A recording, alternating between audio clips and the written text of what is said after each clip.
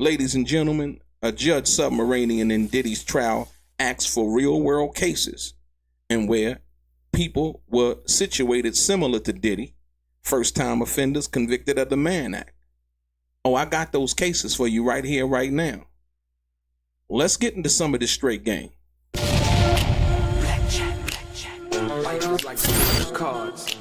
It's not what you dealt, but how you play it.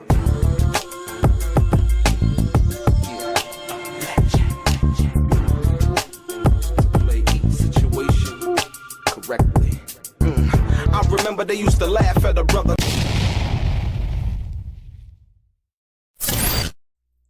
Welcome back, guys. Welcome back. It's your boy Delray Richardson, platinum artist, platinum songwriter, StraightGameTV. Thank you for tuning in. I appreciate your time. Do me a favor. Click on what appears to be that little bell notification. Also, the thumbs up button. Like I always say, if you have not subscribed to the channel, please do. And if you'd like to be one of the first people notified when I drop some of this straight game, please do me a favor and click on what appears to be that little bell notification right below this video, ladies and gentlemen. I'm going to get right into it. Ladies and gentlemen, we got groundbreaking information. Like I said, I like to do it like this. So like I said, welcome back to everybody. Like I said, I'm your host, Delray Richardson, platinum artist, platinum songwriter. Today's episode, we're going to dive deep into 3 federal cases that could shape the outcome of Sean P. Diddy Combs' sentencing on October 3rd, ladies and gentlemen. This is a precedent that the judge was asking for, and we got 3 of the key cases that he's going to be looking at in reference to that. Similar to Diddy's, right? First-time offenders, some differentiating a little bit to the degree, but most of the parameters are met, if you will, right? And so if you're wondering, how much time could Diddy really get, why the judge was asking for case comparisons, and what real-world sentencing looks like for the first-time offender convicted under the Mann Act, ladies and gentlemen. So buckle up. This one is rooted in facts, not hype, ladies and gentlemen. What we do over here at Straight Game TV is rooted in facts and not hype. Like I said, once again, the judge's unusual requests. Most judges usually, they use their own discretion. But like I said, Diddy's situation is a little bit different from that perspective, and why he acts what he acts, because he don't want to come across as being unfair. Like I said, the monetary, or should I say the resources that Diddy has to be able to appeal the case if he felt like the judge was unfair, and the judge wants to really stick within the guidelines of what the real world situation was, dealing with other defendants who were convicted of the similar to the same thing, right? Let's begin with the move that caught the legal world's attention. First and foremost, right? Back on Wednesday, Judge Arun Subramanian issued a formal request to both sides in Diddy's case, asking for a joint letter by September 1st. What he's looking for, right? Federal cases involving first-time offenders are convicted solely of transporting individuals for prostitution, just like Diddy. That's what he was convicted of the Mann Act, right? He doesn't want arguments. The judge said he doesn't want arguments. He wants precedent. And what I come to bring you here today on Straight Game TV is the precedent, ladies and gentlemen. Like I said, more importantly, because there is no mandatory minimum, right? The judge has broad discretion, and he wants to be fair, consistent, and data-driven. That's very, very important. As I told you before, if he's not, and it's it appears that he's being unfair with Diddy, then once again, Diddy will appeal it.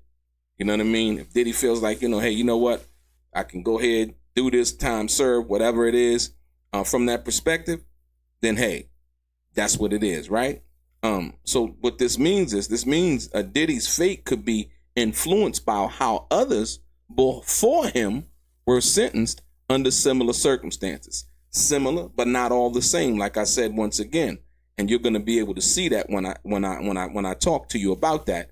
And then you can go and look the cases up yourself once I give them to you. So like I said, we found 3 on-point cases, ladies and gentlemen. 3 on-point cases, and you can best believe that these cases that I'm going to give you today, before the judge gets it on his desk from the lawyers, these 3 cases will be included in what that September 1st letter. Like I said, I did a thorough researching and data research based on the information, ladies and gentlemen. So like I said, the case study number 1, ladies and gentlemen, case study number 1 is the United States versus Hamsley. The United States versus Hamsley, right? Theron L. Hamsley, the Southern District of Ohio in 2013, ladies and gentlemen, right? The charge, interstate transportation for prostitution. The Mann Act. Prior convictions, none. Theron L. Hammersley, ladies and gentlemen. That's the case. United States versus Hammersley, right? And like I said, at the end of this, I'm going to put all three of the cases up for you so that you can see them for yourself, right? Prior convictions, none. The sentence that Hamsley was given, right, was 78 months in federal prison. That's 6.5 years, ladies and gentlemen. So, case study number 1, United States versus Hamsley, right? He was given 78 months in federal prison, right? And 5 years supervised probation, if you will. Get it? That's case study number 1, ladies and gentlemen. Hamsley. The facts behind that case. Hamsley transported multiple women across state lines to engage in prostitution. He pled guilty and showed a limited remorse, ladies and gentlemen. He pled guilty and showed limited remorse despite being a first-time offender. The court cited repeated conduct and exploitation as justification for a lengthy sentence. That's very important, ladies and gentlemen. That's very important, right?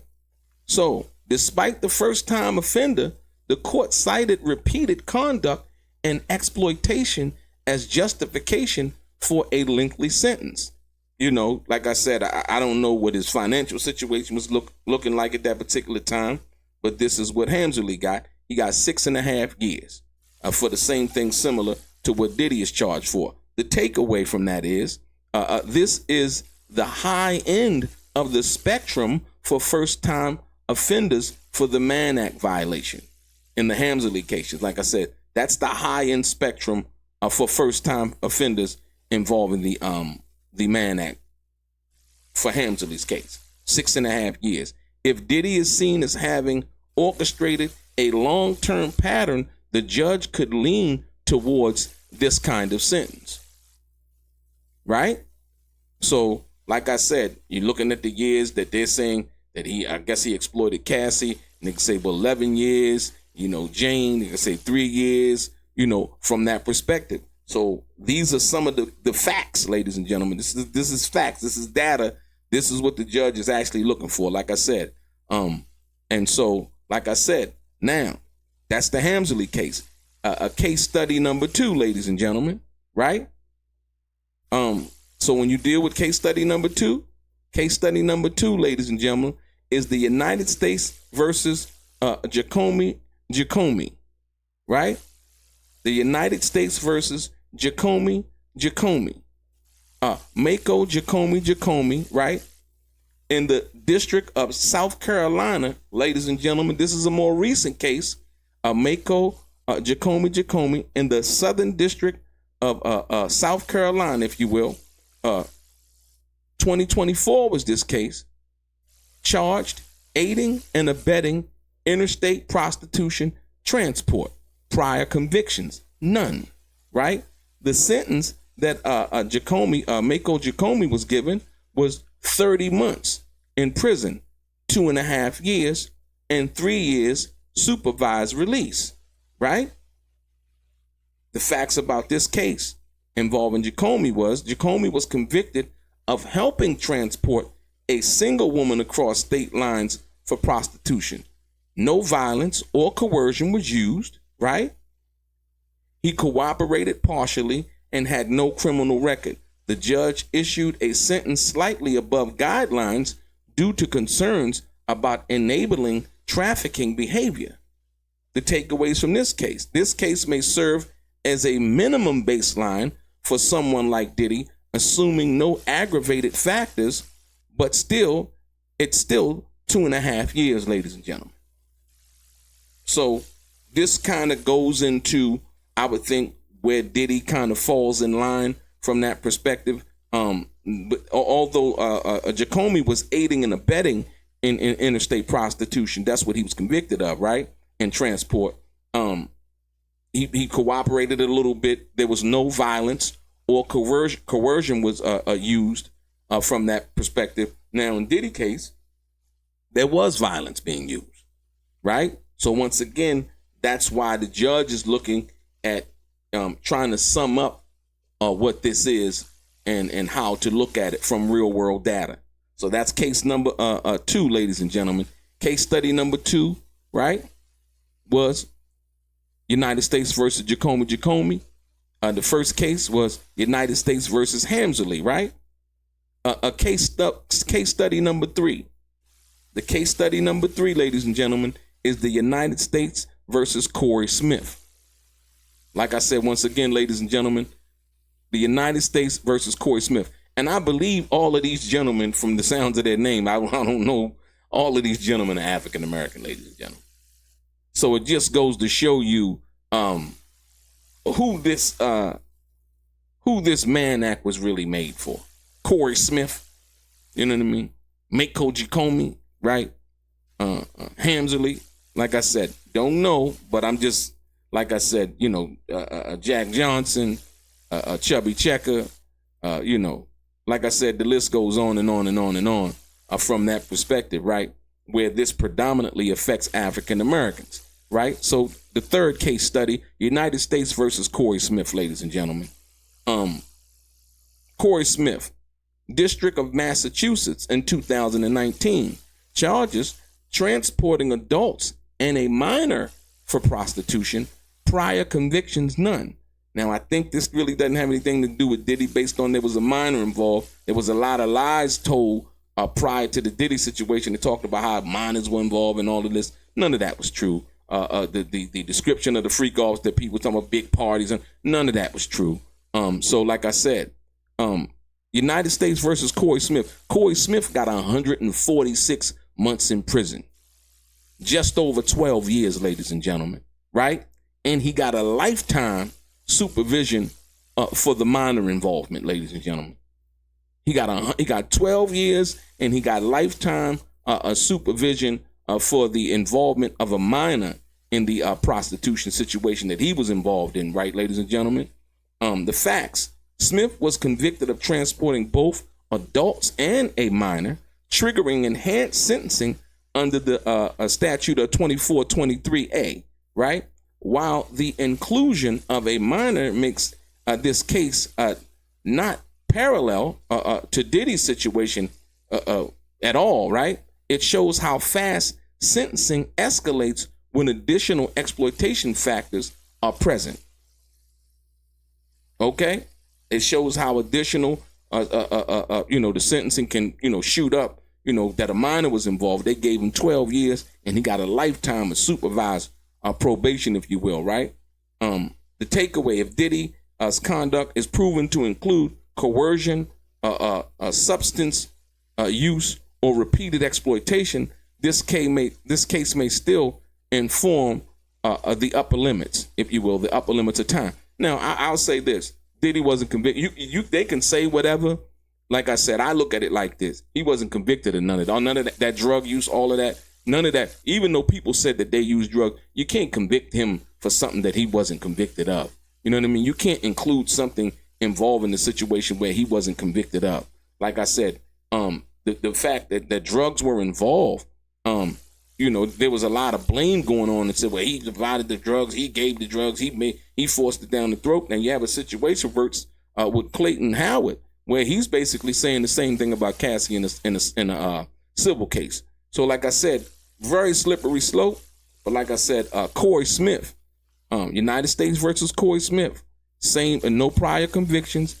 It involved a child, a minor, and he received 146 months, ladies and gentlemen. This is the information that the judge was asking for.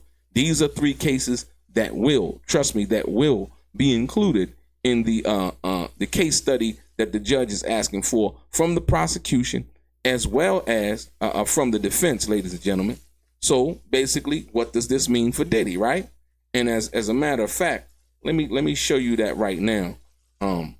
Before we go anywhere else, ladies and gentlemen, here are the cases that I am referring to right here.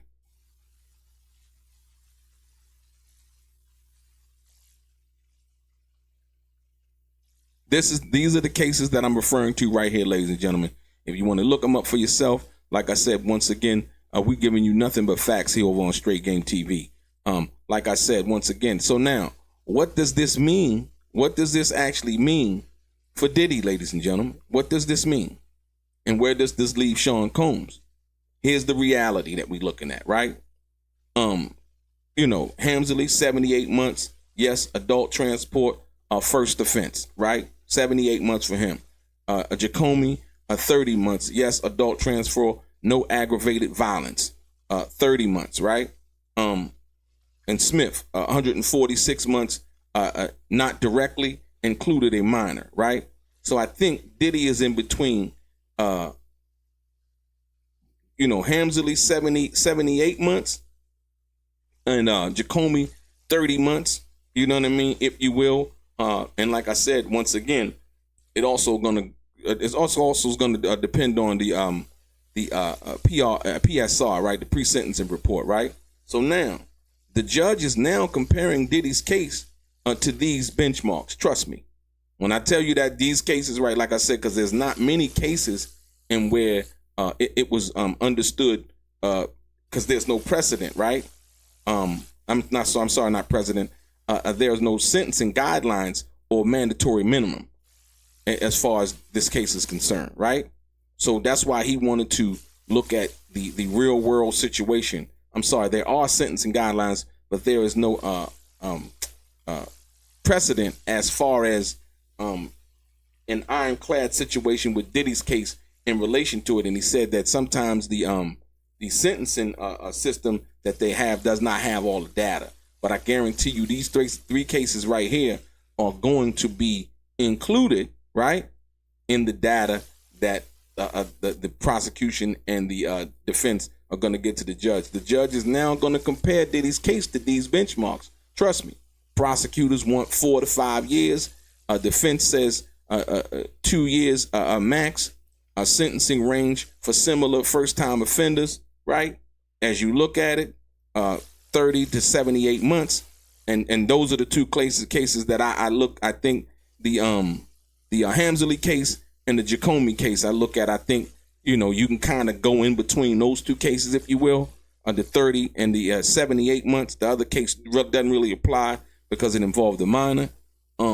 So I would say 2.5 to 6.5 years, ladies and gentlemen, from 2.5 to 6.5 years.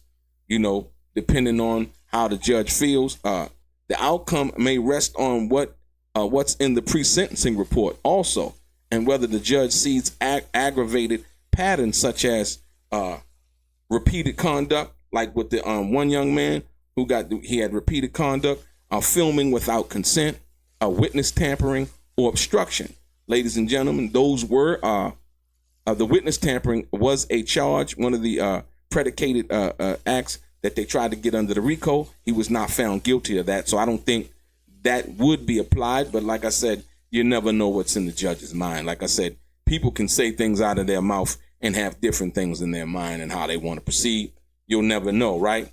But like I said, Diddy has the right, no matter what time they give him, basically to appeal the case, ladies and gentlemen. So if those elements are in play, if those 3 elements, repeated misconduct, filming without consent, witness tampering or obstruction, if those elements are in play, Diddy could easily hit or exceed 5 years, even without a prior record. So this is based on those 3 cases, ladies and gentlemen. Like I said, I'm going to put them up one more time so that y'all understand what it is that I'm talking about. Here you go again. Here's the cases right here. United States versus Hammersley, and United States versus Jacome, in United States versus Smith. 78 months, 30 months, 146 months, right? Real world data, lady. Experts' prediction based on real sentencing data. Not hearsay, not what I feel, not what I think he should get, not none of those things right there, ladies and gentlemen. Just the real world data. And so, like I said, when you deal with this, these are the three most important cases that Diddy's going to have to deal with. And like I said, whether the judge feels like he wants to give Diddy a break or not, I think he's going to stick to these guidelines right here, and somewhere in between that 78 and that 30 month, I think he's going to, kind of rest in between those two, if you will. And so let's be real. Precedent matters, ladies and gentlemen. When you really think about it, the precedent that has been set before really matters. This is just not about a celebrity, if you will, right? It's about the law applied consistently. Now, I know a lot of times it's not done that way, right? A lot of times the law is not applied consistently. We've seen that over the years when the crack cocaine and the powder cocaine disparity, right? And like I told you guys before. So I don't, I guess because this is such a high profile case, they can't do Diddy like they were doing, the regular old African Americans who was getting convicted of, selling crack back in the day when they had mandatory minimums in regards to that, federally, right? Versus if you got caught with powder cocaine. So from that perspective, that's not happening like it used to. So now I guess they're looking for it to be applied consistently across the board.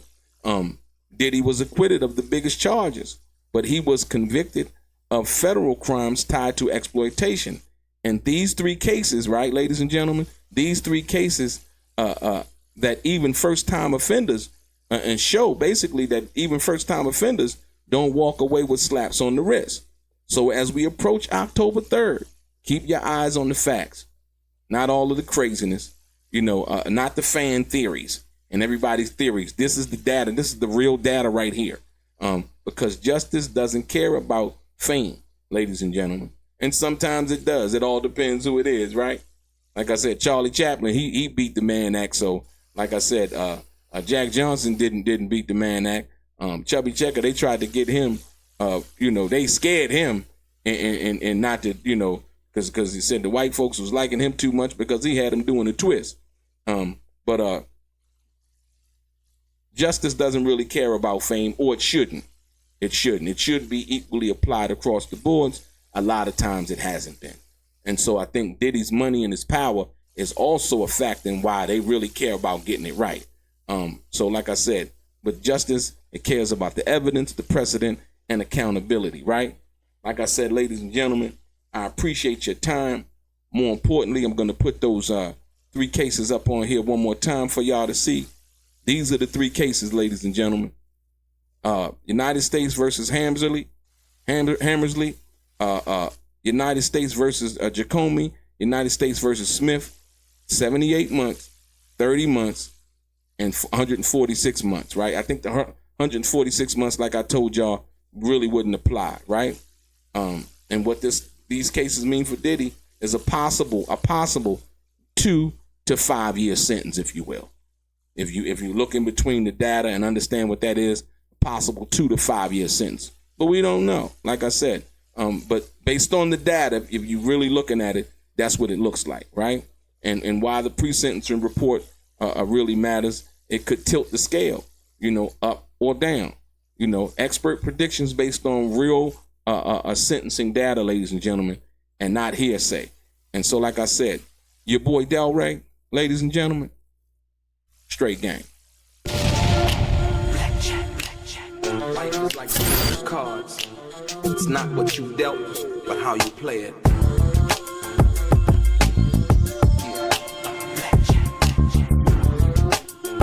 Play each situation correctly. I remember they used to laugh at a brother.